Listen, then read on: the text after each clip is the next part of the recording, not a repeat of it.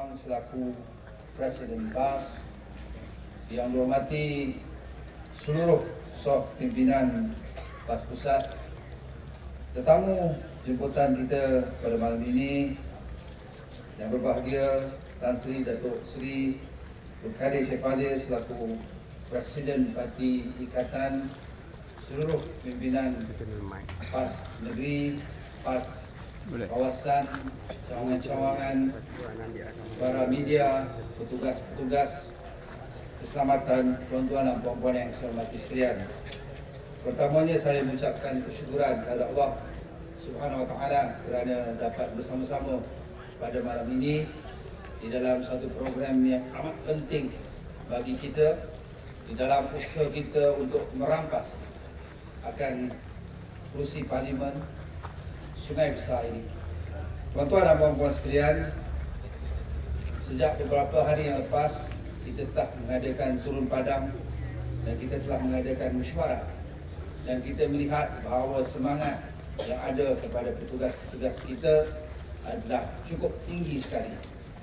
Dan kita telah mengadakan satu program pada hari Ahad yang lepas, iaitu program istimewa di Dewan Seri Bernam di Sungai Besar. Program itu program biasa sahaja, tetapi apabila gendang perang pilihan raya telah dipalu, maka kehadirannya amat memberangsangkan sekali, sehingga lebih ramai di dalam dewan, di luar dewan pun ramai juga. Jadi saya nak ucapkan tahniah dan terima kasih kepada para petugas, kepada ahli-ahli yang insya-Allah akan terus bekerja untuk memastikan bahawa Sungai Besar ini akan menjadi milik PAS. Dalam kesempatan ini saya nak ucapkan terima kasih kepada yang dikasihi Datuk Presiden, Datuk Tuan Guru Presiden yang telah sudi untuk bersama-sama untuk mengisytiharkan calon kita pada malam ini. Sejak berlakunya ataupun diumumkan kekosongan kerusi Parlimen Sungai Besar ini, kita melihat ada banyak kabar-kabar angin, ada banyak gosip tentang kerusi ini, dan ada juga tekanan-tekanan kepada PAS untuk tidak bertanding di kerusi ini. Pada kami, ini kerusi PAS. Kita telah bertanding pada beberapa pilihan raya, kita telah bertanding di sini dan meletakkan calon di sini. Jadi bermakna adalah suatu perkara yang biasa untuk kita menuntut dan bertanding di kursi ini. Ada yang berkata bahawa kita ni arrogant atau angkuh kerana nak bertanding kursi Sungai Besar. Saya tidak melihat apa relevannya ataupun apakah dasar akan tuduhan tersebut. Sebab ini bukan kerusi orang lain, ini kerusi kita. Kalau kita rampas kerusi orang lain telah bertanding beberapa kali, dan kalau kita nak rampas kerusi ini, maka bolehlah kata kita angkuh. Tetapi tidak, kita yang bertanding sebelum ini dan sebelum itu, dan tidak layaklah sesiapa untuk mempertikaikan hasrat kita untuk bertanding di kerusi ini. Tuan-tuan dan puan-puan sekalian, kita bertanding adalah untuk memastikan, di antaranya adalah usaha kita untuk menentang sebarang penyelewengan, sebarang kezaliman yang telah dilaksanakan ataupun yang dihadapi oleh rakyat, oleh kerajaan persekutuan. Ini tugas dan tanggungjawab kita. Ada orang kata bahawa kita bertanding sebab kita nak menangkan parti sebelah sana, Barisan Nasional. Sungguh tidak logik sekali, tuan-tuan. Kita bertanding, kita nak lawan Barisan Nasional, kita nak lawan UMNO Barisan Nasional. Tetapi kenapa pula apabila kita nak bertanding, dia kata sebab kita nak menangkan UMNO Barisan Nasional. Ini sesuatu yang pada kita tidak masuk akal. PAS sejak dulu lagi menentang apa saja kezaliman dan bertentangan dengan Barisan Nasional. PAS adalah parti yang paling banyak menerima bahana daripada tindakan-tindakan Barisan Nasional daripada sebelum merdeka lagi.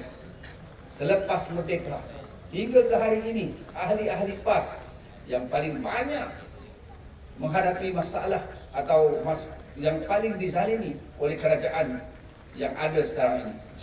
Dan kita lihat bahawa bukan saja ditangkap, bukan saja ditindas, dinafikan hak, tetapi ada juga ahli-ahli PAS yang mati terbunuh oleh tindakan Barisan Nasional. Jadi bermakna bahawa macam mana orang nak cakap bahawa kita ni akan bekerjasama dengan Barisan Nasional di dalam pilihan raya ini, padahal kitalah yang paling banyak menerima bahana daripada pentadbiran Barisan Nasional. Tuan-tuan dan puan-puan sekalian, ada juga yang menimbulkan isu, iaitu bahawa macam mana PAS nak masuk pilihan raya ini oleh kerana mungkin Parti Pakatan Harapan atau parti sebelah sana akan meletakkan calon. Mungkin akan berlaku pertembungan di antara dua parti kerajaan di negeri Selangor. Saya nak menerangkan di sini, tuan-tuan, perkara yang sama juga pernah berlaku di negara lain. Katalah kita bertentangan dengan parti kerajaan yang lain, parti kerajaan negeri yang lain yang menguasai kerajaan negeri yang lain di negeri di Sungai Besar ini. Sebenarnya perkara yang sama berlaku di negara-negara lain. Saya ingin mengambil contoh, iaitu di UK ataupun di Britain, di mana pada tahun 2010 telah berlaku kerajaan campuran. Dua parti membentuk kerajaan campuran. Seperti mana kita di Selangor, 3 parti membentuk kerajaan campuran memerintah bersama. Di UK berlaku 2 parti telah memerintah bersama dan membentuk kerajaan campuran. Dan apabila tiba pilihan raya kecil, mereka boleh bersaing di antara satu sama lain. Contohnya di sana ada parti konservatif dan ada parti liberal demokrat. Dua-dua membentuk kerajaan campuran. Dua parti yang berbeza. Bincang dan bentuk kerajaan campuran.